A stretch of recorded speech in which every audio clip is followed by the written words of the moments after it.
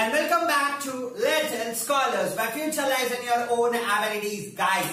आज हम मिल रहे हैं जैसा कि हम लोगों ने आप लोगों से बात करी थी आज से 2 दिन पहले कि हम आपसे वापस से मुलाकात करेंगे और किस चीज के साथ मुलाकात करेंगे, हमारे रिवीजन सीरीज के साथ। मैंने ये कहा था कि हमारा सिलेबस खत्म, इट मींस कि हम लोगों का मिलना जुलना तो खत्म नहीं हुआ है, ठीक है, राइट। तो आज हम मिल रहे हैं आपके साथ जैसा आपने बोला था कि हम लोग आपसे वापस से बहुत जल्दी मुलाकात करेंगे और 24 तारीख को मुलाकात करेंगे, जहां पर हम लोग चालू करेंगे आप लोगों के लिए कुछ नया, जिसके अंदर हम लोग बात करेंगे सिर्फ और सिर्फ रिवीजन की। तो guys, this is my first video on revision series, ठीक है। रिवीजन सीरीज के अंदर कहां कैसे कितना चलना है, ये सारी चीजों के बारे में मैं डिस्कस करूंगा। पहले कुछ चीजें आपको बता दूं कि इसके अंदर आपको मिलने क्या क्या वाला है। सबसे पहली चीज, हम लोग चैप्टर के बारे में पढ़ेंगे, डिटेल्ड नहीं, बिल्कुल छोटा छोटा शॉर्ट, जितना जल्दी खत्म कर सकता हूं, क्योंकि हम लोग चैप्टर ऑलरेडी पढ़ के आ चुके हैं इन वीडियोस के अंदर, ठीक है। पहली चीज आपको ये मिलेगी। दूसरी चीज आपको मिलेगी कि आपको फोकस कहां रखना है, ठीक है। I am just talking about focus कहां रखना है, किन टॉपिक्स को ज्यादा पिंच करें जहां पर नंबर गेन करने की पॉसिबिलिटी ज्यादा हो जाए। पिछले साल क्या आया था उसकी पॉसिबिलिटी इस साल थोड़ी सी कम होगी, तो मैं वो टॉपिक बताऊंगा आपको जो पिछले साल आए थे, ठीक है। उसके अलावा हम लोग इस वीडियो के डिस्क्रिप्शन के अंदर एक पेपर अपलोड करेंगे, जिसके लिए मैंने आपको ऑलरेडी कहा था कि पेपर का level easy questions, average questions and the tough ones, हम तीनों के ऊपर बात करने वाले हैं आज के अंदर, ठीक है। आज सिर्फ इस वीडियो के अंदर डिस्क्रिप्शन लिंक के अंदर आपको मिलेगा कि ये टॉपिक्स जो हमने आज की वीडियो में खत्म किया है, ये जो चैप्टर हमने आज की वीडियो में खत्म किया है, पर्टिकुलर टॉपिक आपको कौन सी वीडियो के अंदर मिल सकता है, उसका डिस्क्रिप्शन के अंदर लिंक टॉपिक के साथ, ताकि आपको अगर वो डिटेल में पढ़ना है, गो इन द डिस्क्रिप्शन लिंक, वहां से आप उस टॉपिक को डिटेल में पढ़ सकते हैं। सेकेंड थिंग, आपको मिलेगा क्वेश्चन पेपर, जो एक्सपेक्टेड क्वेश्चंस हो सकते हैं, आ सकते हैं, किन टॉपिक से आ सकते हैं, किस तरीके से आ सकते हैं, किस तरीके से लैंग्वेज हो सकती है, उसके बारे में भी बात की जाएगी। And the next most important thing कि आपसे फिर कल मुलाकात वापस से होगी, जिसके अंदर हम एक छोटा सा 10 मिनट का ब्रीफ व्यू लेंगे किसके बारे में, कि हम लोग कैसे आंसर कर सकते हैं, just a 10 minute brief view. और उसके बाद एक छोटा चैप्टर और साथ में स्टार्ट करेंगे नेक्स्ट, ठीक है। तो एक दिन एक चैप्टर, उसके रिलेटेड क्वेश्चंस और प्रीवियस वीडियो के क्वेश्चंस का सॉल्यूशन। अगर चैप्टर बड़ा है तो हम 2 वीडियोस के अंदर उसको कंबाइन करने की कोशिश करेंगे, बट मैं कोशिश करूंगा एक वीडियो में आपको ज्यादा से ज्यादा मिल सके। दूसरी चीज कि अगर आपको कहीं पर किसी क्वेश्चन में, please this is a humble request to all of you, कि अगर आपको कहीं भी दिक्कत है कि हमें पर्टिकुलर ये क्वेश्चन नहीं आ रहा, प्लीज उस चीज को आपके कमेंट में मेंशन कर दें वीडियो के में, ताकि मैं उन क्वेश्चंस पे ज्यादा फोकस करूं, राइट। इंस्टेंट कि जो आप इजीली अटेम्प्ट कर सकते हो उन पे फोकस नहीं किया जाएगा, जिन पे आप लोगों को प्रॉब्लम आ रही है हम लोग उस पे फोकस करके काम करेंगे, क्योंकि ज्यादा अच्छा रहेगा वो, ताकि ज्यादा से ज्यादा लोगों को हेल्प मिल सके, ठीक है। तो चलिए, without wasting much of the time हम लोग वीडियो स्टार्ट करते हैं। मीनवाइल सारी चीजें होती रहेंगी। चलिए, सबसे पहला चैप्टर मैंने उठाया है केमिकल रिएक्शंस एंड इक्वेशंस, जैसा कि आप लोगों को बोर्ड पे दिख जाएगा, ठीक है। तो सबसे पहले हम लोग बात करेंगे what actually is the reaction. Reaction का मतलब 2 चीजों का मिलना। अगर 2 चीजें एक दूसरे से मिक्स हो रही हैं, then it means there is something which is known as reaction, ठीक है।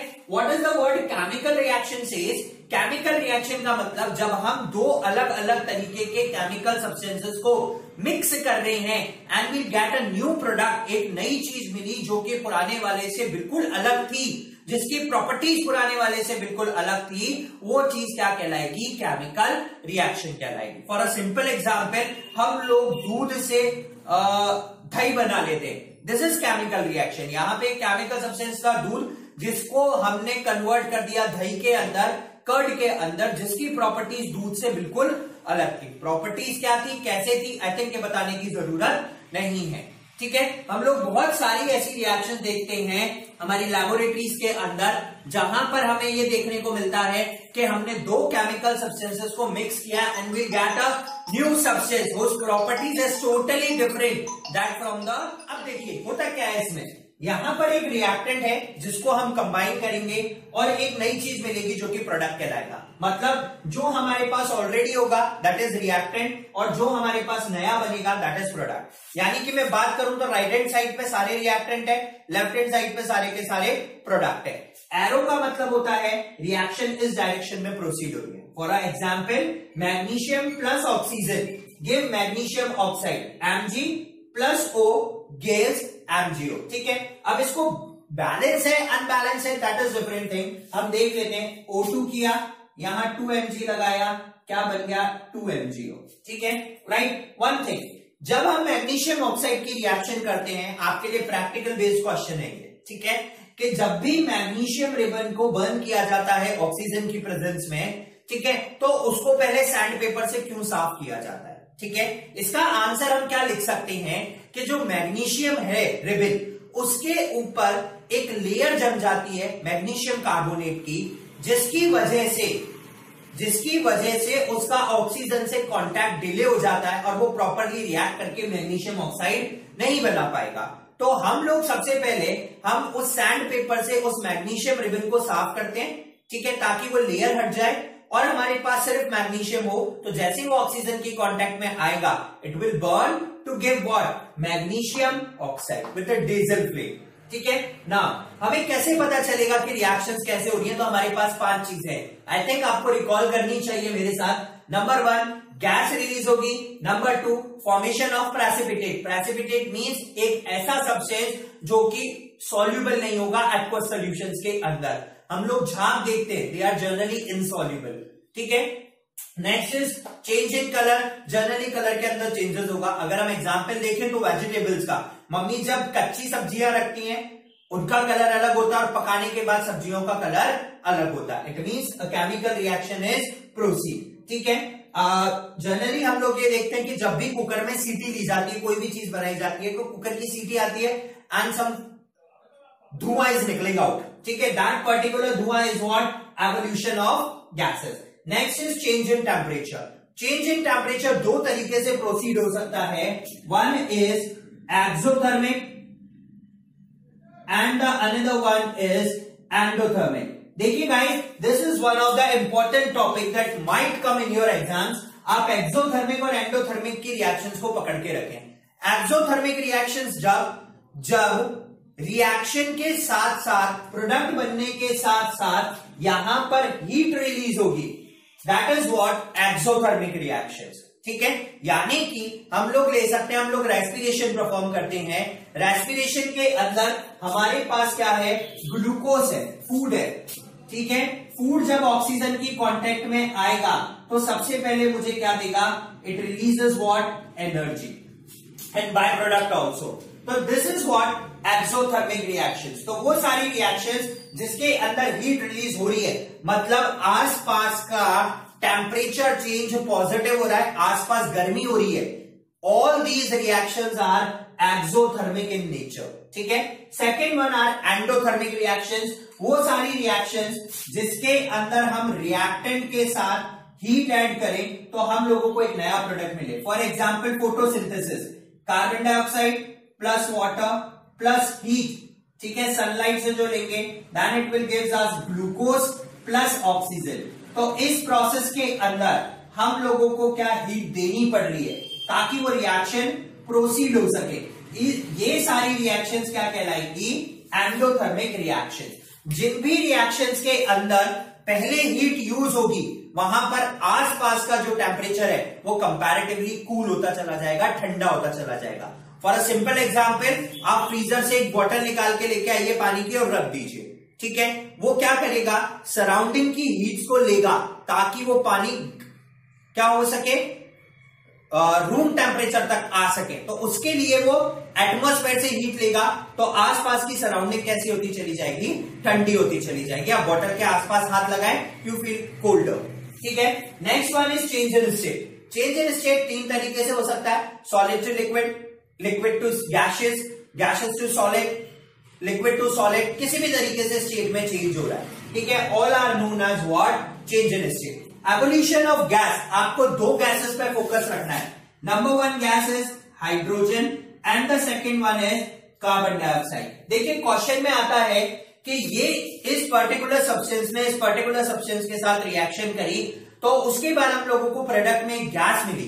अब वो गैस की कैरेक्टरिस्टिक देंगे, you have to detect that particular gas. Question ऐसा आने का बहुत ज्यादा चांसेस है भाई लोग, बहुत ज्यादा चांसेस है ऐसा क्वेश्चन आने का, ठीक है। एक क्वेश्चन जरूर मिलेगा पेपर में, ठीक है ना। तो आप देखिए अगर हाइड्रोजन गैस लिबरेट हो रही है, हाइड्रोजन और कार्बन डाइऑक्साइड दो गैसेस जनरली लिबरेट करते हैं हम लोग। हम जो केमिस्ट्री पढ़ रहे हैं उसमें हाइड्रोजन और कार्बन डाइऑक्साइड दो ऐसी गैसेस हैं जिनका लिबरेशन सबसे ज्यादा होता है। हाइड्रोजन गैस जब लिबरेट होगी तो वो बबल्स निकलेंगे। बबल्स कैसे निकलेंगे? धीरे धीरे। और जब आप उस गैस को किसी फायर के कांटेक्ट में लाओगे, मैचस्टिक के कांटेक्ट में लाओगे, it generate a pop sound, pop sound generate करेगा, then it will be a hydrogen gas. But जब कार्बन डाइऑक्साइड गैस निकलेगी कहीं से भी तो बबल्स बहुत तेज तेज निकलेंगे, छोटे छोटे बबल्स निकलेंगे, दैट इज विद ब्रिस्क एफरेंस। क्या वर्ड यूज किया हमने? ब्रिस्क एफरेंस के साथ कार्बन डाइऑक्साइड गैस निकलेगी। तो this you have two point out. आप इन दोनों गैसेस के बारे में थोड़ा सा ध्यान रखें, ठीक है। Now next one are chemical equations. तो ये जो रिएक्शंस हुई हैं इनको मैथमेटिकल फॉर्म में, फॉर्मूला की फॉर्म में रिप्रेजेंट करने का तरीका क्या कहलाता है? Chemical equations. केमिकल इक्वेशंस दो तरीके से चलती है, one is word equation, second is chemical equation. मैंने यहां पे दोनों लिखी है।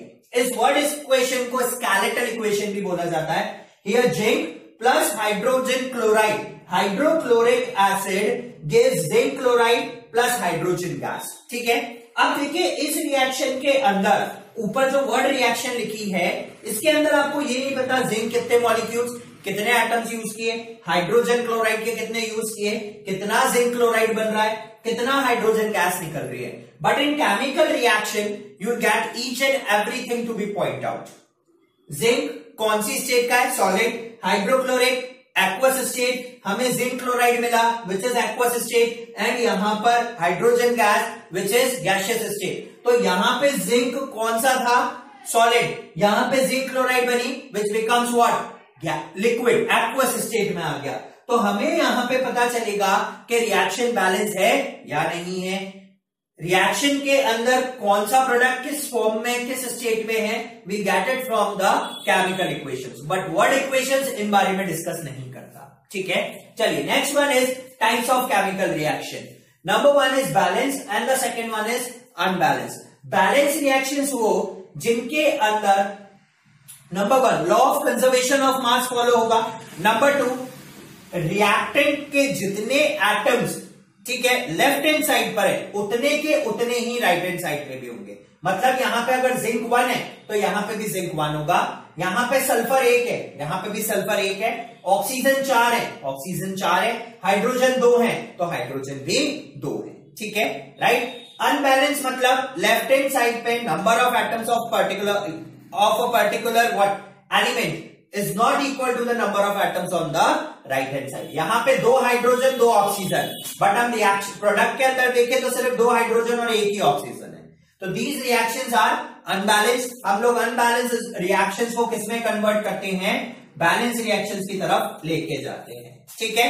नेक्स्ट सबसे इंपॉर्टेंट चीज देखिए कि आपसे हो सकता है इस साल पेपर के अंदर डायरेक्ट रिएक्शंस दे दे, ठीक है। For a simple example, when a zinc granules are dipped in concentrated H2SO4, it gives zinc sulfate and liberates a gas or a hydrogen gas. This is a form of a question they might ask you। तो उसके अंदर आपको बोला जाएगा write the balanced chemical reaction for the above statements, ठीक है। तो आपके लिए बैलेंस केमिकल रिएक्शंस लिखनी है, ठीक है।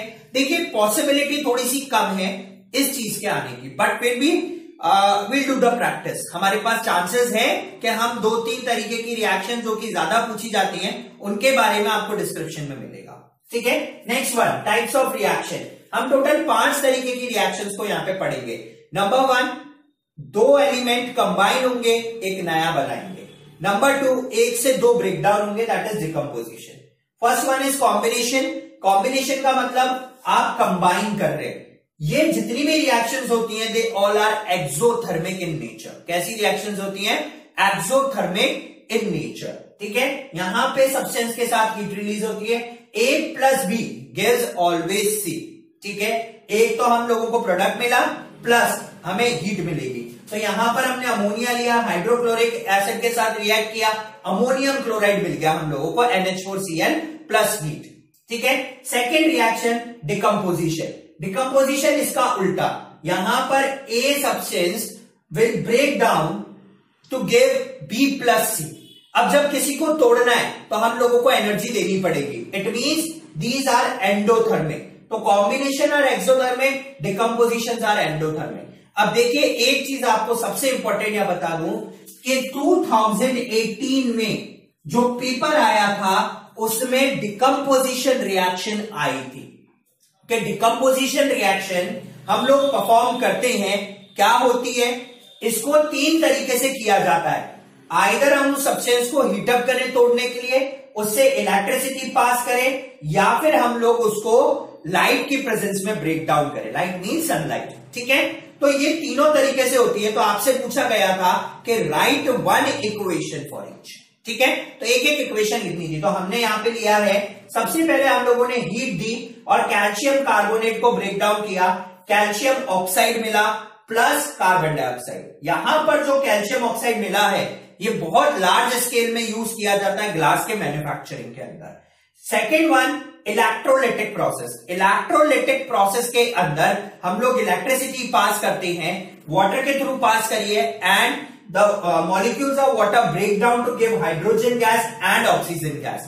पर आप यहां पर नोट कर सकते हो कि यहां पर दो हाइड्रोजन गैस के मॉलिक्यूल्स निकल रहे हैं और एक मॉलिक्यूल ऑक्सीजन का निकल रहा है। तो आपके पास बोर्ड में क्वेश्चन आ सकता है, क्या पूछेंगे वो आपसे कि जब भी हम लोगों ने इलेक्ट्रोलिटिक प्रोसेस से वाटर के मॉलिक्यूल को तोड़ा तो हमने देखा कि एक टेस्ट ट्यूब के अंदर तो मॉलिक्यूल्स, जो गैस रिलीज हो रही थी उसके बबल्स बहुत ज्यादा थे और दूसरे में कम थे, या दूसरे में पहले के कंपैरिजन में डबल थे। ठीक है, तो ऐसा क्यों होता है? क्योंकि जब भी वाटर ब्रेकडाउन होगा, we have two molecules of water and one molecule of oxygen. तो जब दो मॉलिक्यूल्स हैं तो बबल्स शुड बी डबल। ठीक है, next one are photo. Photo means in the presence of sunlight, and this is one of the most important reaction जहां पर आपसे इस साल क्वेश्चन पूछने के चांसेस सबसे ज्यादा बनेंगे। क्वेश्चन में ये पूछा जाएगा कि हम कौन सा एलिमेंट, ठीक है, कौन सा कंपाउंड, ठीक है, यूज करते हैं for photography films, black and white films के लिए। तो one is silver chloride and the second one is silver bromide. आप दो चीजें यूज कर सकते हैं फोटोग्राफी के लिए, जो उनके नेगेटिव्स है उनको वॉश अप करने के लिए, पिक्चर जनरेट करने के लिए नेगेटिव से। तो AgCl, this is silver chloride, break down होगा लाइट की प्रेजेंस में, सिल्वर प्लस क्लोराइड Cl2। ठीक है, इसीलिए इसको प्रोटेक्ट करके रखा जाता है, plus it gives formation of chlorine gas also. ठीक है, तो थोड़ा अपना फोकस यहां पे रखें। लास्ट ईयर डिकम्पोजिशन से क्वेश्चन आया है और इस साल का आई थिंक सैंपल पेपर में भी डिकम्पोजिशन को थोड़ी सी इंपॉर्टेंस दी है। चलिए, next one is displacement. Displacement का मतलब क्या हुआ कि एक जने ने दूसरे जने को डिस्प्लेस कर दिया। तो A प्लस BC गिव्स, अब ये A जो है वो B की जगह चला जाएगा और B अकेला हो जाएगा, तो it gives AC plus B। ठीक है, ये रिएक्शंस जनरली मेटल्स के अंदर करी जाती है and it depends upon the reactivity. अगर A मेटल ज्यादा रिएक्टिव है B मेटल से तो A B की जगह चला जाएगा और वो B को अकेला कर देगा। ठीक है, तो it depends totally on reactivity. For the purification of metals, gases को लिबरेट करने के काम में करी जाती है, बहुत सारी जगह करी जाती है। इलेक्ट्रोलिटिक रिडक्शंस हम लोग इलेक्ट्रोप्लेटिक में भी करते कई जगह पे। तो zinc plus copper sulfate gives zinc sulfate plus copper, because zinc is quite more reactive than copper sulfate, copper। तो यहां पे जिंक ने इस कॉपर को डिस्प्लेस किया, कॉपर की जगह आके बैठा। अब देखिए हम लोगों को लास्ट में कॉपर मिल रहा है which is a colourless solution, और यहां पे कॉपर सल्फेट का जो कलर होता है दैट इज ब्लू कलर। तो क्वेश्चन ऐसे भी पूछा जा सकता है इसके ऊपर कि कलर डिसअपेयर हुआ, आप बताइए ब्लू आइटल कलर जो था, ठीक है ना। Next one is double displacement. यहां पे सिंगल बार डिस्प्लेसमेंट हुआ था, अब डबल बार होगा। तो ये जो ए है ये सी की जगह चला जाएगा और ये बी ये सी के साथ रिएक्शन कर लेगा।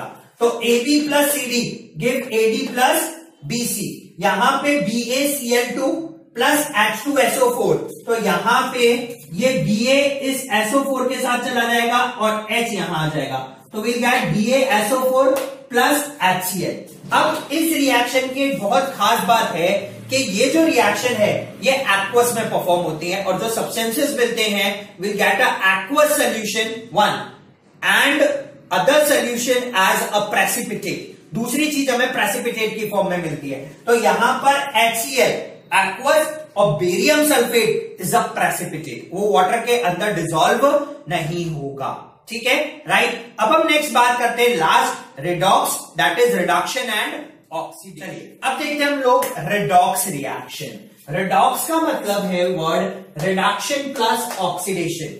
दोनों के दोनों प्रोसेस साइमल्टेनियसली एक्ट होते हैं। साइमल्टेनियसली एक्ट होने का रीजन क्या है कि एक जगह से ऑक्सीजन हटेगा, ठीक है, राइट, तो उसका क्या हो गया, रिड्यूस हो गया, और वो ऑक्सीजन जब दूसरी जगह जाके ऐड हो जाएगा, तो जब तक ऑक्सीजन हटेगा नहीं तब तक वो दूसरी जगह जाके ऐड कैसे होगा।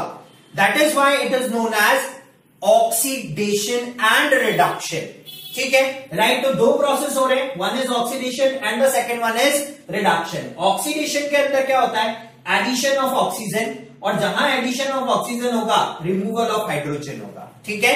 तो ऑक्सीजन एंड हाइड्रोजन रिमूव, ठीक है, that is oxidation. And reduction means इसका बिल्कुल उल्टा, addition of hydrogen and the removal of oxygen. तो यहां पर हमारे पास एक ब्लैक कलर का सब्सटेंस था कॉपर ऑक्साइड, हमने उसके साथ हाइड्रोजन गैस जोड़ी, तो अब देखिए हमें क्या मिला, copper metal plus hydrogen water. तो यानी कि यहां से ऑक्सीजन हटा, it means it got reduced, ठीक है, और यहां पर हाइड्रोजन के साथ ऑक्सीजन ऐड हो गया तो इट गैट ऑक्सीडाइज्ड, ठीक है। तो यहां पर रिडक्शन और ऑक्सीडेशन दोनों के दोनों प्रोसेस साइमल्टेनियसली एक्ट होते हैं and one agent is known as oxidising agent, oxidise हो गया, and the second one is reducing agent, जो रिड्यूस हो गया, ठीक है, right, okay. Now one more thing, a special type of a double displacement reaction, that is what neutralization reaction. I am writing it over here, neutralization reaction. word पे जोर डालिएगा, आगे भी पढ़ेंगे किसी चैप्टर में। when we react acid plus base, acid और base के बीच में जो रिएक्शन होगी it gives what, salt plus water. this particular kind of double displacement reaction is known as neutralisation reaction. Acid लेते हैं HCl प्लस बेस लेते हैं एक सोडियम हाइड्रोक्साइड, गिव, देखिए यहां पर H प्लस आयन बनेगा और Cl माइनस, Na प्लस और OH माइनस, तो ये यहां से प्लस इस माइनस के साथ और ये प्लस इस माइनस के साथ, तो it become what, sodium chloride plus water, तो we'll get a salt of sodium, ठीक है। तो हमारे पास आ गया क्या, सोडियम क्लोराइड, और साथ में एक और चीज क्या आई है हमारे पास, वाटर आया, ठीक है। तो this is what neutralisation reaction. Friends, one more important thing, इस साल के जो बोर्ड ने, जो सीबीएसई ने जो सैंपल पेपर रिलीज किए हैं उनके अंदर रिडॉक्स पे क्वेश्चन पूछा गया है कि what is reduction, what is oxidation, one reaction is there, आपको बताना है इसमें ऑक्सीडाइजिंग एजेंट कौन सा, रिड्यूसिंग एजेंट कौन सा है, रिडक्शन किसका हुआ है और ऑक्सीडेशन किसका हुआ है। तो मैंने यहां पर वही एग्जाम्पल ले लिया जो पूछा गया है, ठीक है। चलिए नेक्स्ट वन इज करोजन। इस टर्म से हम बहुत ज्यादा फैमिलियर हैं। हम देखते हैं कि हमारे घरों में जितने भी लोहे के दरवाजे हैं उनके ऊपर जंग लग जाती है, बारिश होती है उस टाइम कुछ ज्यादा ही होता है, जैसा कि अभी हो रहा है, बहुत तेज बारिश हो रही है, बहुत ही अच्छा मौसम है यहाँ पर, ठीक है। तो जब भी वो एटमॉस्फेयर के कांटेक्ट में आएंगे, किसी एसिड के कांटेक्ट में आएंगे, ऑक्सीजन के कांटेक्ट में आएंगे, तो उनके ऊपर एक ब्राउनिश सी लेयर चढ़ जाती है, वो उस पर्टिकुलर मेटल की ऑक्साइड होती है जो उस मेटल को धीरे धीरे खत्म कर रही है, उसको खा रही है, बहुत सारे इल इफेक्ट्स हैं कि जो भी हमारा पर्टिकुलर आयरन का स्ट्रक्चर होता है वो वीक हो जाता है बहुत ज्यादा, ठीक है। और जो प्योर मेटल होता है, प्योर मेटल जो था वो उसकी ओर की फॉर्म में पहुंच जाता है, इम्प्योर की फॉर्म में पहुंच जाता है, मिनरल की ओर में, जहां से हम उसका एक्सट्रैक्शन करके लेके आए थे। तो corrosion is something the process in which the metals are eaten up gradually by the action of air, moisture और acid. Example, rusting of iron. ठीक है, रिएक्शन है iron plus oxygen plus hydrated 2x, x कितना भी हो सकता है, molecules of water. तो हमारे पास बना आयरन की ऑक्साइड प्लस डॉट XH2O, मतलब यहाँ पे वाटर ऑफ क्रिस्टलाइजेशन है, which is also known as rust. ठीक है, इस करोजन को रोकने के लिए हम लोग बहुत सारे मेथड्स यूज कर सकते हैं। नॉन मेटालिक और मेटालिक मेथड्स दोनों हैं। पहले नॉन मेटालिक मेथड्स के बारे में बताऊंगा। लेड ऑक्साइड पेंट होता है, हम उससे इसकी पेंटिंग कर सकते हैं, एनामेल पेंटिंग कर सकते हैं, सिर्फ सिंपल पेंट्स कर सकते हैं, ऑयलिंग कर सकते हैं, ग्रीसिंग कर सकते हैं, जिससे हम करोजन को रोक सकते हैं कुछ लंबे समय के लिए। मेटालिक मेथड्स के अंदर tin plating is one and the galvanisation is the second process. Galvanisation के अंदर क्या किया जाता है, जो हाई रिएक्टिव मेटल है उसके ऊपर लेस रिएक्टिव मेटल की एक प्लेट चढ़ाई जाती है, कोटिंग चढ़ाई जाती है, जिससे कि वो जो लेस रिएक्टिव मेटल है जब तक वो ऑक्सीडाइज हो, जब तक हम दूसरी बार उसका पेंट कर दें। ठीक है, तो something process is like this in corrosion. And the last one for this chapter is rancidity. Rancidity means कि जब भी हम देखते हैं कि हमारा जो खाना है वो सड़ चुका है, उसमें बदबू आ रही है, क्यों? क्योंकि हमने उसको खुले में रख दिया था। ठीक है, तो खाने का सड़ जाना ऑक्सीजन एयर की कांटेक्ट में आने की वजह से जो हमें टेस्ट भी गंदा देता है और फाउल स्मेल भी देता है, that is known as rancidity. तो it is a condition produce by aerial oxidation. Aerial means air के अंदर जो ऑक्सीजन है, जब वो गंदे फैट्स, मतलब हम जो तेल जो यूज कर रहे हैं, ऑयल्स इन द फूड, इनके कांटेक्ट में आएगा तो ये उन चीजों को सड़ाएगा। Marked by the unpleasant taste and smell. इसके अंदर जो खाना है वो पूरी तरीके से सड़ जाता है और वो खाने के लिए बिल्कुल भी फिट नहीं है, विद अ फाउल स्मेल। ठीक है, रैंसिडिटी होती है ऑक्सीजन की वजह से जो एयर के अंदर प्रेजेंट होती है। तो कहीं ना कहीं अगर हम लोग ऑक्सीजन की सप्लाई रिड्यूस कर दें या काट दें तो हमारा खाना खराब नहीं होगा। नंबर वन, एंटी ऑक्सीडेंट्स डाल के, ठीक है, BHA और BHA। ठीक है, सेकेंड वन, हम लोग एक ऐसी गैस का यूज करें पैकेट फूड्स के अंदर जो कि रिएक्टिव ना हो। ठीक है, क्योंकि अगर हम ऑक्सीजन डालेंगे तो जब तक हम लोग लेस का पैकेट या कुरकुरे का पैकेट या कोई भी पैकेट खोलेंगे तब तक उसमें से कीड़े ही निकलेंगे, खाना नहीं निकलने वाला, दैट इज श्योर, क्योंकि पैकेजिंग बहुत दिन की होती है। तो हम लोग जनरली नाइट्रोजन की फ्लशिंग करते हैं because nitrogen gas is unreactive. Guys, इन दोनों क्वेश्चन पे से एक रीजनिंग आ सकती है, be remembered, be aware of that के दोनों में से किसी एक के ऊपर रीजनिंग क्वेश्चन जनरेट हो सकते हैं। तो मैं यहां पर वो सारी चीजें बता रहा हूं आपको। एंड थर्ड वन, कि हम लोग खाने को ठंडी जगह रखें ताकि वहां पर ऑक्सीजन और जो माइक्रोब्स है वो जनरेट ना कर पाए और हमारा खाना बिल्कुल सही रहे।